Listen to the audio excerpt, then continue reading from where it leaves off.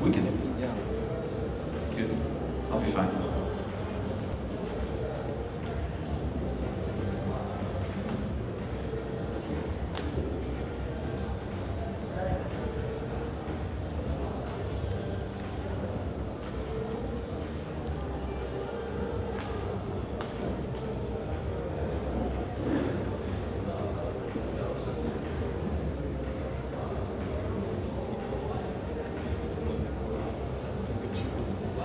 All right. Thank you for joining me. We're gonna start. Yes, now is a good time. Is it okay? Can we start? All right. So for the people that were there with the talk before, so I work at Couchbase, and we have a nice Spark connector. It's been GA since 2-3 weeks. We announced it in the Spark Summit in Amsterdam 2 weeks ago. So if you guys want to give it a try, we do have a nice Spark connector for Couchbase. That being said, today the topic is, well, today, my topic, the topic of my talk is structured and unstructured. So first, a couple of words about me. My name is Laurent Doguin. I'm a developer advocate based in Paris. I work for Couchbase. Couchbase is a NoSQL database. I'm going to talk a little bit more about that. You can send me an email, tweet, anything you want. I'm really available, so if you have any question after the talk, I'll stick around, and if not, you can always send me a message on Twitter or by mail. So structured or unstructured, what is it all about? It's about database, right?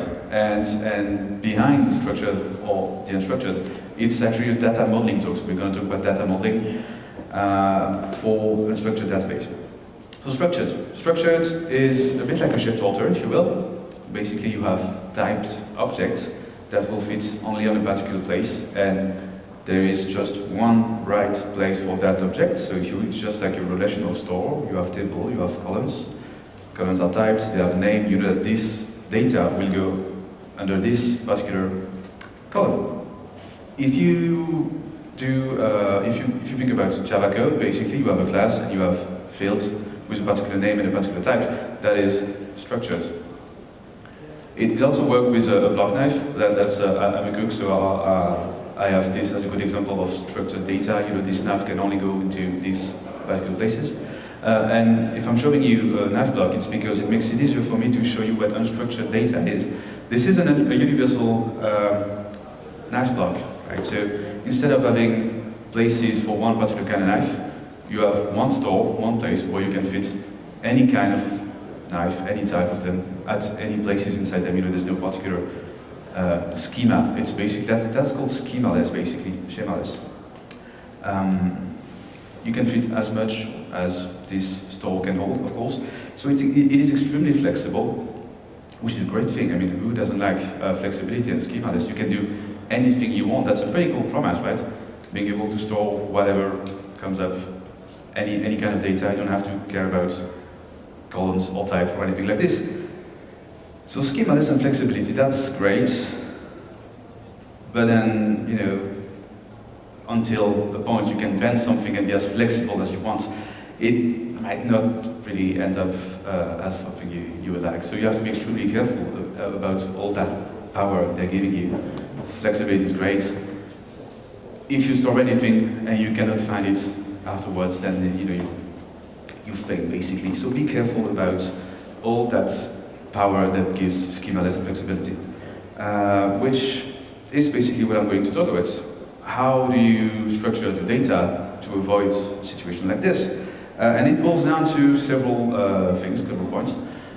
Basically, you need to figure out what you're going to read, what you're going to write, how you're going to get the data out of the database to work for your code, basically the language you've chosen, the data structure you've chosen on the client level.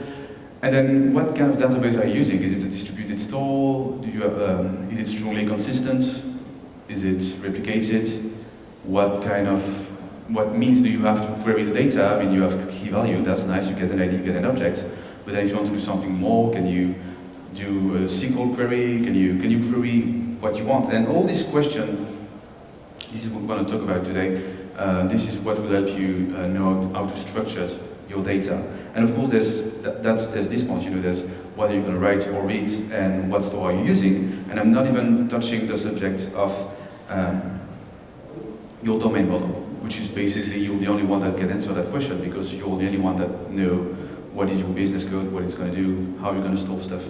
So we're going to concentrate on the first 2 points. So the first thing I'm going to talk about, just to make sure everybody's on the same level, is talk about key value store and document store. So what do I think when I say key value store? Key value, it's an ID and a value, and that value could be anything. It could be a string like this, that's an email. It could also be something more structured, or what we would call semi-structured, right? There's an implicit schema in a JSON object. You have the name of the field and you have a value, so you can store many things. It can really be anything, could also be an image. You know, you really, it's key value. The value could be anything, and this is very unstructured data. And then you have the document store. So just quickly, key value store, think about Redis, think about Couchbase. I work at Couchbase again, so I'm going to talk a lot about Couchbase to give you this example. So yeah, Redis, Couchbase, Memcache, all these things. And document store is more about MongoDB and Couchbase again. So what we hear about document store is really about storing something you can query. That's basically the definition I would give from going from key value to document store. If I'm storing something like this, I know I'll be able to get the data using one of the fields that are in that data, like one of the implicit schema. I can query using the key, or I can query using the team, music, city, whatever is inside that data. So that's why we think about when we say document database.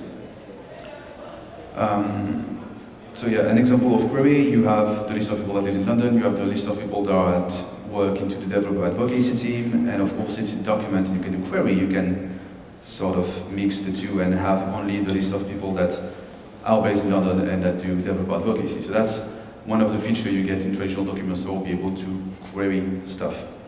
That's important. So more in detail about key value and how it works. Storing unstructured, strongly unstructured data. Key value store is a great fit when you need to store what we call pre-computed, asynchronously pre-computed answers. I'm going to talk more about this. That's basically our agenda for the key value part. It's great to store an object state. Think about user session. Couchbase or Memcache have been used a lot to store user session on distributed applications. And then there's several questions you need to ask yourself when you're actually storing unstructured data, because as I said, it could be a string, it could be a value, it could be an image, it could be anything. So key value are, you need to ask yourself, am I going to embed all the data, I'm going to duplicate it, or am I going to refer to that data just like you would do with a normalized store, like a relational database? So that's one of the questions you need to ask yourself.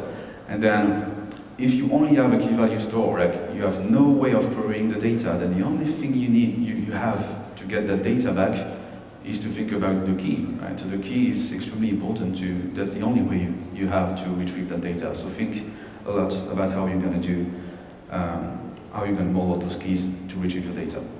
So pre-computed answer, what do I mean by that? Well, in the SQL world, in the relational world, you have tables, you have columns. You pretty much know you have a delimited way of asking questions, which is basically the tables and the columns and the operators your query language will give you. So you know that you can ask for someone that has a scar and that is a dwarf and that will give you Therion, or you know what you're going to ask, which is makes you extremely safe, right? I mean, you've been probably using SQL Store for a while, and you know that if all your data is normalized, because you've been doing your data modeling correctly, you'll be able to retrieve any kind of information because you're using a normalized store. It's mathematically proven that you'll be able to store everything if you've normalized things correctly. That's great, that's pretty cool. That's relational. On the other side, instead of relational, think of a key value of or unstructured store as a library. This is a huge place where you can find the same information in different places, in different books. But this information is always related to the context of that book. If you're looking for the Darwin theory of evolution, you can probably find the original book, or you can find parts of that book, part of this information into other book that display this in another context. And basically, all these NoSQL unstructured store are all about context. Is how do you present that data that you might have duplicated in the appropriate context to make it fast and easy to get your answer. So unstructured data, this is an example of an e-commerce order. Which is pretty simple. If you come from the SQL world, you know that you're going to normalize pretty much anything. So you have a table with the orders, you have a table for customers, the products, the credit card information. Everything is split into different tables.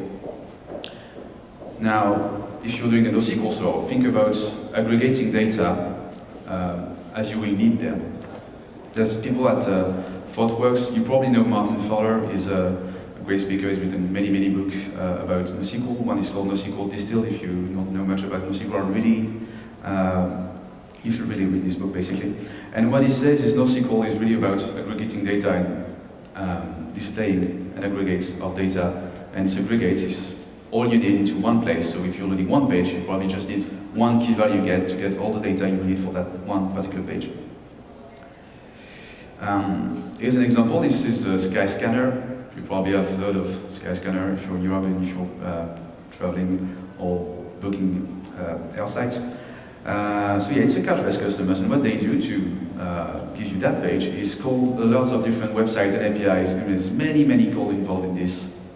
And then they're aggregating everything and displaying the results. And you probably don't want to make those calls every time you need to, right? It's extremely expensive to ask every API of every provider all these answers all the time. So what you will do, and what they're doing basically, is aggregating all that data, putting it into one particular document, and so when they display that page, they only have to do one key value get. And a key value get is, when you think about it, it's extremely simple because you don't have to scan everything as you would with a query. It's just give me that object, and that's it, you're done.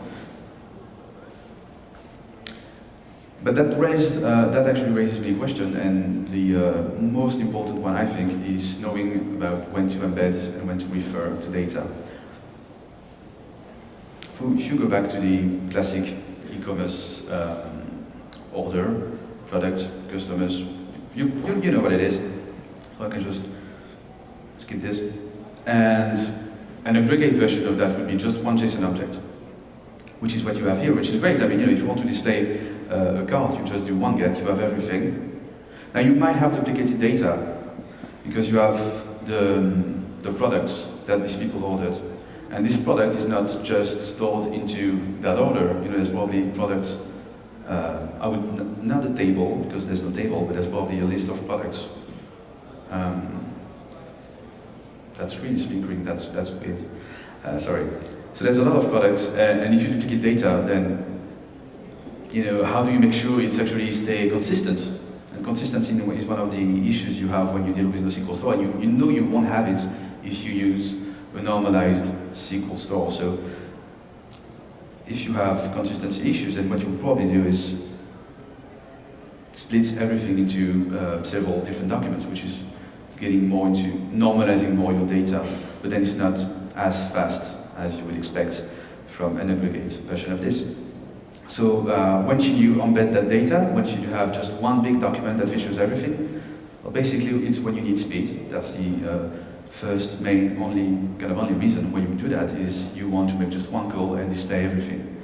It's not only about speed. You're a developer. If you talk about developer experience, if you want to display all the data that you need one page, you probably just want to do one get the JSON file. I mean, if you're using JavaScript or not JS, it's just I have the JSON, I have everything I need. I don't need to map that result to another object.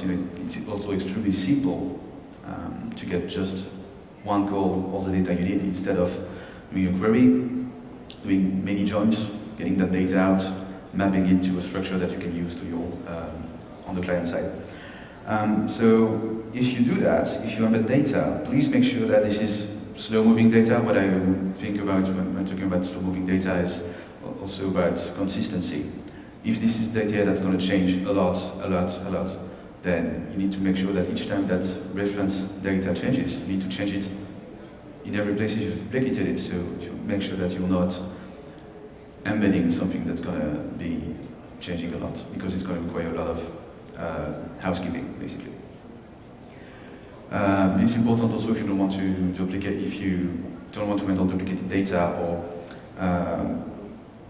basically that's saying the application layer of your app, the client will handle all the duplication issues, not the database, which is one of the cool things about using a relational database. You don't have to care about that. The database layer takes care of everything for you.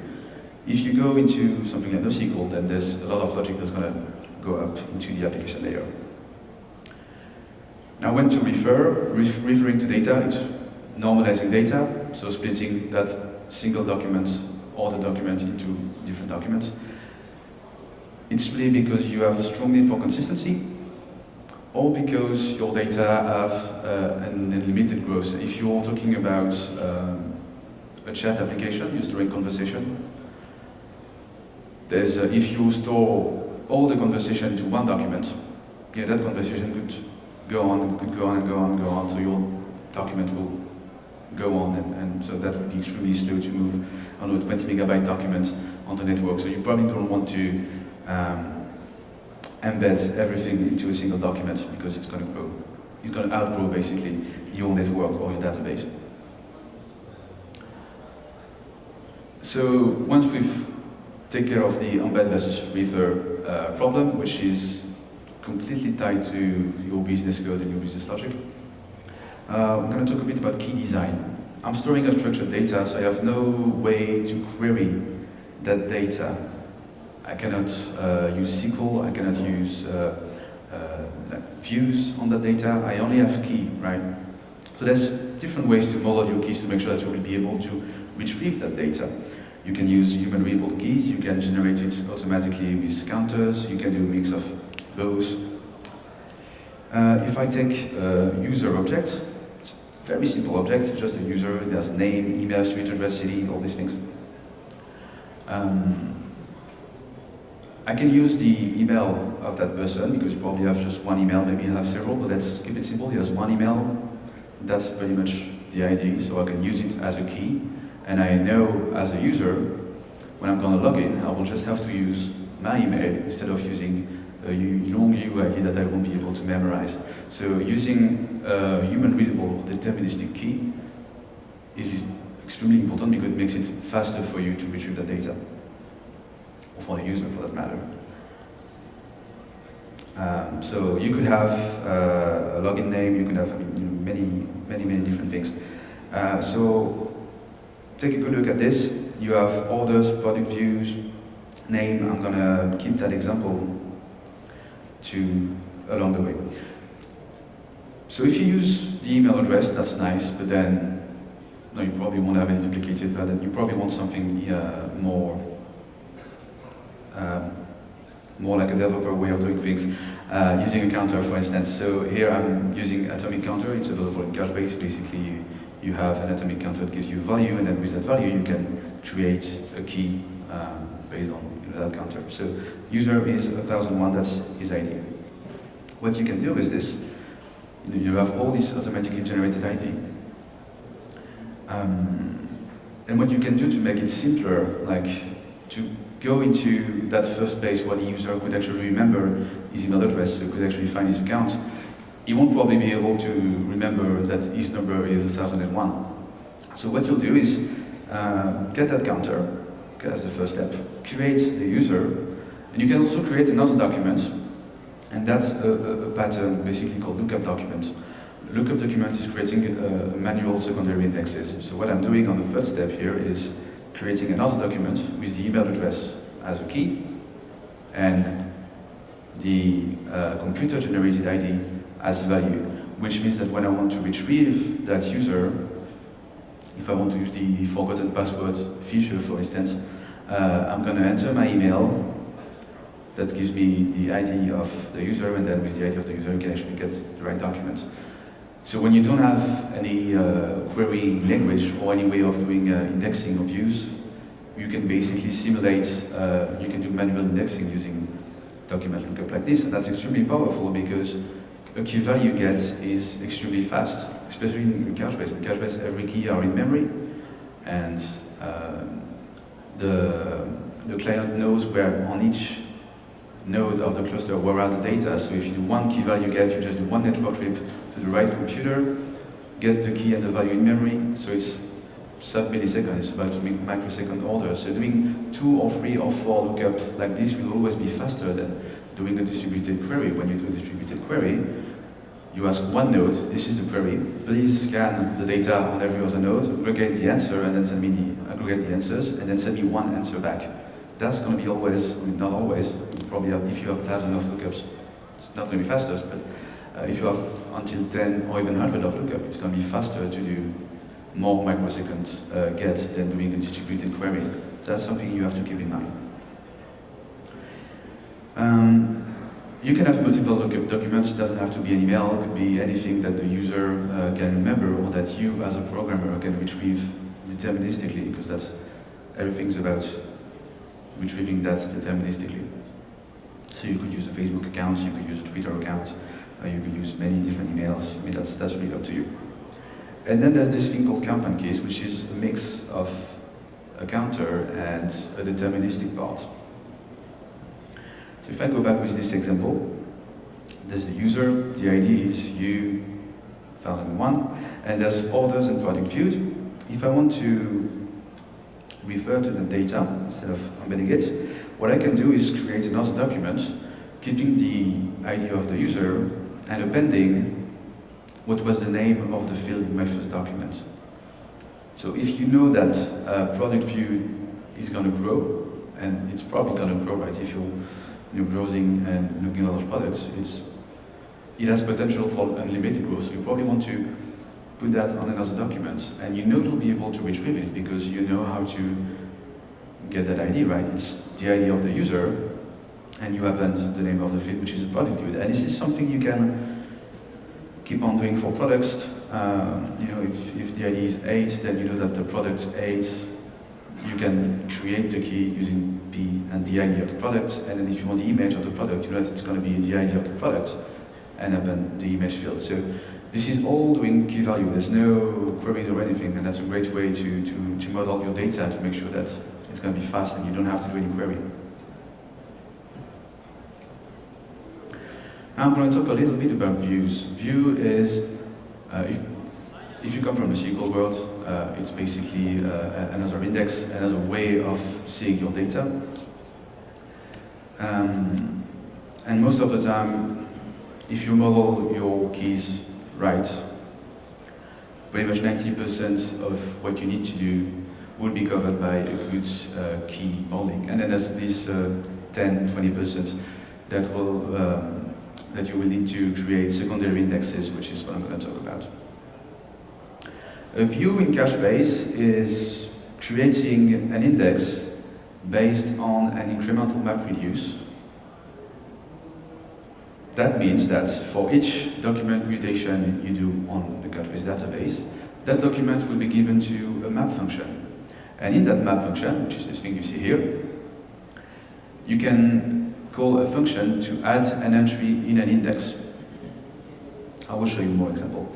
And doing this, you can create a manual index, and then you'll be able to query that index, just being able to retrieve many documents at once, which is not something possible when you're doing key value. When you're doing key value, you just get one value. What happens if you want to get many documents at a time? You can do it if you know all the different keys, and you can do bulk get, sending all the keys. But it's not really query. Like if you want to do a range query, like from this date to this date, then this is much more appropriate. So yeah, it can do multiple things. The first thing it can do is get an index on all your data. As I say, it's hard to do a list, to get a list of documents using key value, unless you know all the keys. So here what you can do is create an index with all the documents you want. Or you can create another index based on the content of that document. So if you haven't created any lookup documents, like manual indexing, you can create a view using, for instance, the date as key, and let's say the title of the title of the document has value. If you want to display a list of documents based on the date, and you don't really need the full document, you probably just need the title because it's a simple listing, so you just need the title and the ID. Then with a view, what you can do is create an index that has the dates as a key, so it allows you to query based on the dates, and just the title as a value. So what it does is, you don't have to get all the content of the document once you have the index. You can just ask the index, it has the value, you don't need to query everything or to have an answer that contains the whole document, because you don't need it, you just need the title. So you want a small object, you don't want to get all the content of the document, so that's a good way of doing this. Here's a quick example. It's a map function written in JavaScript. If the document has a name, then you can create an index based on the name. The one on the back is interesting. It takes the birthday as key, and there's a function to get one date stored in epoch values and split it as a date. So it's actually pretty cool and important to use. That's some examples. So what you can do when you have this index, you can query by key, you can query by range, you can get a reduce. I said it was a map reduce function. So what the reduce does in that sense is you have your index. It's basically one column key, one column value. You get that table and you return one object based on that table. So if you want to count or if you want to do statistics based on the value of your index, then you can use a reduce and you have just one object. You can use grouping based on the date. For instance, if you have an array as a key, like year, month, and date, you can group stuff. That's some pretty useful stuff. This is just for you to look it up as a reference, because the slide will be online, so it's when to do the best practice is when to use views in Couchbase if you're interested. It will be online at one point. So views are great. It allows you to do range queries, it allows you to get many documents at once. And it's persisted on disk, so it's extremely fast. But then you have to write the view if prior to doing the query. You can only query what you have to think about as a developer first, which is not extremely flexible. If you come from the SQL world, you can run a SQL query, you know that you can ask anything at any time, and you don't have to rebuild anything. Or sure, you can build indexes to speed up the process, but you know that from the start you can ask anything to the database. And in the NoSQL world, doing something with an unstructured data or semi-structured data, as we have with JSON, with this implicit schema, well, there's not many possibilities. And one of the cool things you have with Couchbase, that's sort of my motto at the moment, is we have this great new language called Nickel, which is basically writing SQL queries to query JSON documents. So let's do something extremely unspectacular. This is a SQL query. Select stuff from travel sample where blah, blah, blah.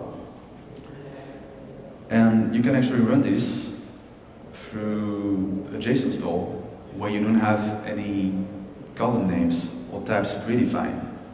So basically you can store anything, and as long as you know what you want to get out of it, like the name of one of the fields, or several of the fields, you can just write this without having to write a MapReuse function to generate a view, and that is extremely cool. And we're one of the few NoSQL database that went as far as giving you it's SQL and C92, so it's SQL with more stuff.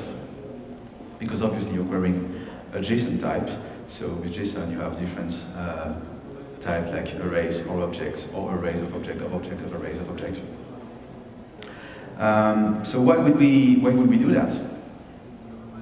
Well, it's basically to have a mix of SQL and NoSQL. You're NoSQL, you are extremely familiar with it, and you love the flexibility in the sense that you can ask anything. But then, if you want to do a migration, if you want to change the schema, if you want to add more, basically change your data model, well, it's a bit of a pain, right? You need to change the name of the table, or add columns, or remove columns, or migrate types in the columns. I don't know if you've ever written SQL migration script. That is pretty painful, which is not something you have to do when you use the SQL database that stores JSON documents. But then if you use that, you need to be able to query the data, right? So that's where Nickel comes in, and it basically gives you the best of both worlds. So yeah, that's what you get from JSON. You get an implicit schema. You sort of get a schema. It's not schemaless, it's an implicit schema stored into your document. So all this schemaless thing is not about storing anything, it's really about having the flexibility, having the choice to store whatever you want, compared to SQL, where you have this structured table and columns. So mixing everything in, that's what you get. Nickel, it's called SQL for JSON. It's really writing a SQL query and querying the content of a JSON store. So some feature from Nickel, well, you know what it is. It's SQL, so I'm gonna move away from this. You can do joins. Now I'm gonna stay on join because we are the only NoSQL database that gives you join as is. You don't have to use Spark or any other additional pieces. With Nickel, you just do join, which is pretty cool. Of course, you have classic function like get the minimum, maximum, all this cool stuff. Right now, it's the only GA part of Nickel is select. You can also do update, delete, insert, and all these things, but it's in beta right now, so you can play with it. We wouldn't advise you to use it into production yet, but still, it's part of the plan. And of course, if we have this part of the plan is to have what you would wait for that, which is transactions. So it's coming, not in the near future, but we're thinking about it. So of course you can do all of this, and if it's SQL, then what you can do is create indexes, or secondary indexes to speed up the process, or drop indexes. And if you start having indexes, then you probably want to have a query plane. So we have the explain keyword that works, that will give you the query plan of your Nickel query, and that will give you an idea of where to add a secondary index to be faster, which is quite cool. Of course you have SQL functions, and then we've added some interesting things that are useful when you use a key value store or when you store JSON documents. So when you use a key value store, the key is pretty much a primary index.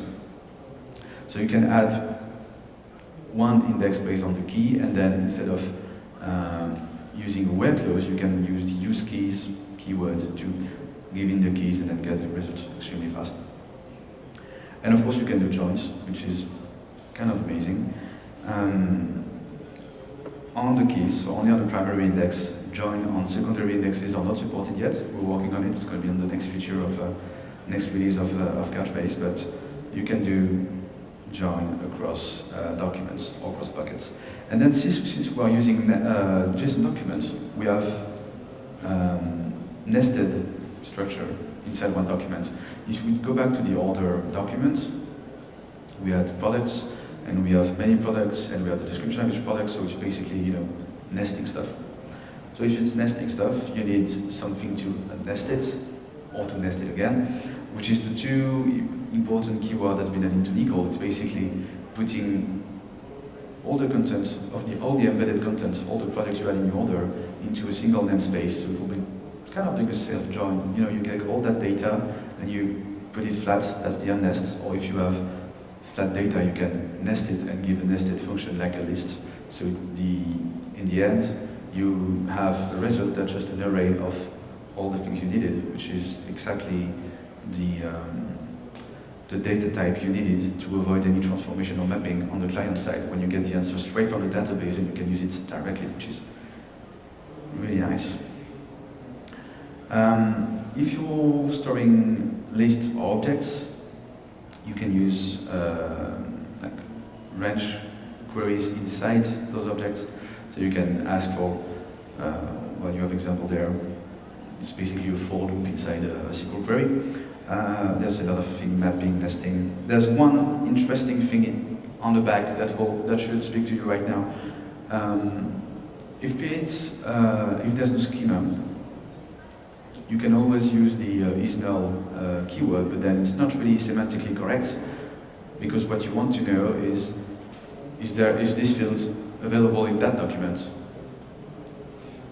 If you're doing a query, you want to know if a field is missing or not. It could be null, but then it's probably an application stuff. You just want to know if it's there or not, because you have the possibility to have a field or not, because it's all about all this flexibility, and that's really important to know where a field is available or not. That's the list of common JSON types: number, string, booleans, null, array, objects, and of course there's the missing type.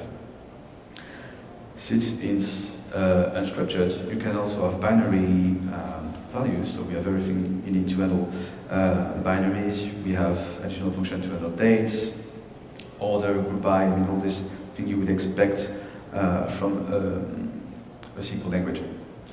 So if you want to try it, well, it's not in beta anymore, it's actually in GA, so I should probably update my slides. You can visit query.cachebase.com now. It's a tutorial online, so you can even try it with your phone if you want to. And then you can, of course, ask us questions pretty much anywhere on the web. I've been extremely fast. Do you guys have any questions? And if not, as I feel extremely bad because I didn't show any Java code at a Java conference, I can show you some interesting query Java code, which is probably what I'm going to do. Because you don't seem to have any. We have a question.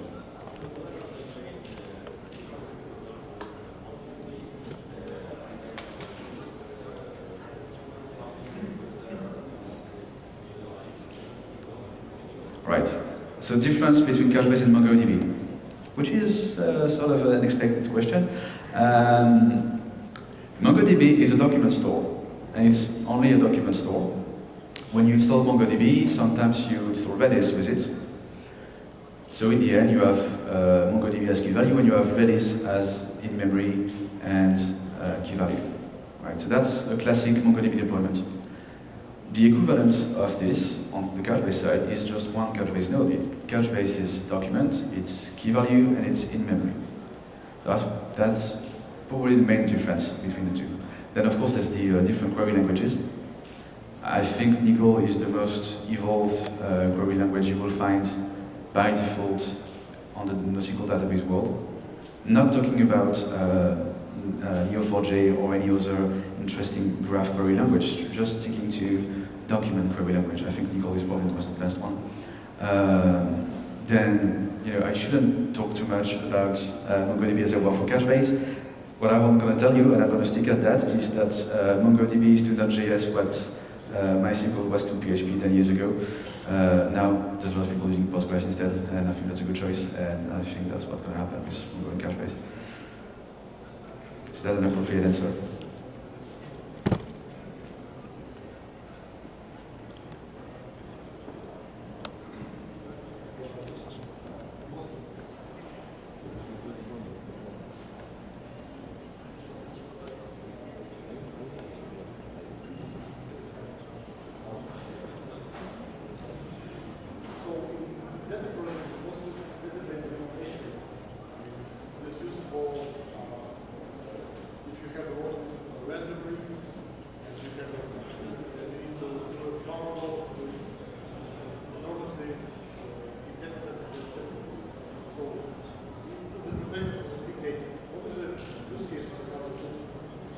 Use case, Couchbase on the big data world. So as I said before, we do have a Spark connector and a Hadoop connector and all these things. So in the classic big data chains, you can have Couchbase at the beginning or the end. Most of the time it's at the end because you need to serve that data extremely fast, so they're using Couchbase as a cache. So they're storing all the answers, they're aggregating all the answers and then caching it and giving them extremely fast. And then you can use it at the beginning because Couchbase is it pretty much scaled linearly. There is nothing that's scaled purely linearly, but it's quite close to that. So if you have a lot of writes to do, and if consistency is important for you, then you would probably use Couchbase instead of something like Cassandra. Cassandra is great. It's perfect use cases for time series, which is extremely common in big data. Problem you will have with Cassandra that you won't have with Couchbase is you will have consistency issues because of the Cassandra model. If you don't care about that, which is the case most of the time in time series, then that's fine. If you do care about consistency, then I would probably advise using Couchbase. That's one of the answers, one of the difference between the two. And of course, as I said, it's completely in memory, so it's extremely fast. So if you're doing streaming all the way from memory to memory, you'll probably want to use something like Couchbase instead of Cassandra because it's going to be much faster because everything's in memory with Couchbase.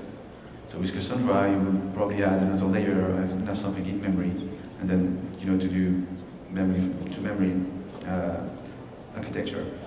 So if you're really into streaming or macro batching, then using Couchbase is interesting because it's fast, it's memory to memory. And I think that's one of the main differences you have in the new Lambda architectures.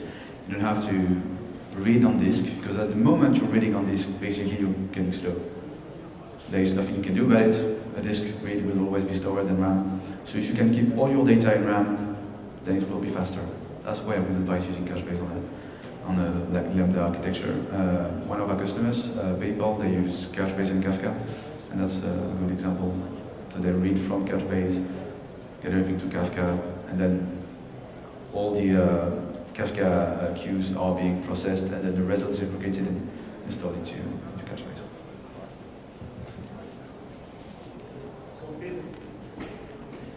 So basically, the use case of Couchbase is when we have not that much writes, but a lot of reads. It's good at read, and it can sustain a huge write load, which is the other thing I started talking about and I didn't say much. It scales linearly, so in Cassandra you would use manual clustering key, right? You would have to care for all of this. In Couchbase, the sharding is handled for you, so basically when you create a document you have a key, we will hash that key using a CRC32. This key will be assigned to what we call a virtual bucket. A virtual bucket is like a logic partition on one bucket. The bucket is like a database, basically, is the place where you store documents. Right, so it's split into 1024 visual partition. If you have 1024 nodes in your cluster, we know that this particular key has been hashed, and we go to that particular node. It makes it really easy to scale, and if you have massive write load, then you probably want to use something like Couchbase instead. It can handle a huge write load. So we have some interesting use cases on the IoT world. We have Verizon that basically gives statistics of all the Verizon bugs real time into Couchbase, which is one of the cool stuff we can do. Another use case, well, that is more read oriented, there's this TV channel called Sky in the UK, and they used to have an extremely big spike on a football match. You know, there's a football match that starts, everybody's logging in into their Sky account to know if they have the right to see that match because they've paid to watch that match. And they could handle the load pretty well, and they still do using Couchbase. And now their biggest pick is actually Game of Thrones. It's not a football match anymore, because everybody wants to log in at the beginning of Game of Thrones to make sure that no one died in the first 5 minutes. So they can actually sustain a Game of Thrones kind of load with Couchbase, which is quite cool. No more questions? Thank you very much for your speech. Thank you.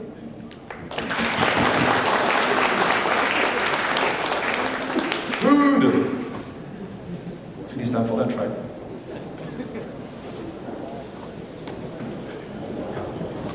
Well,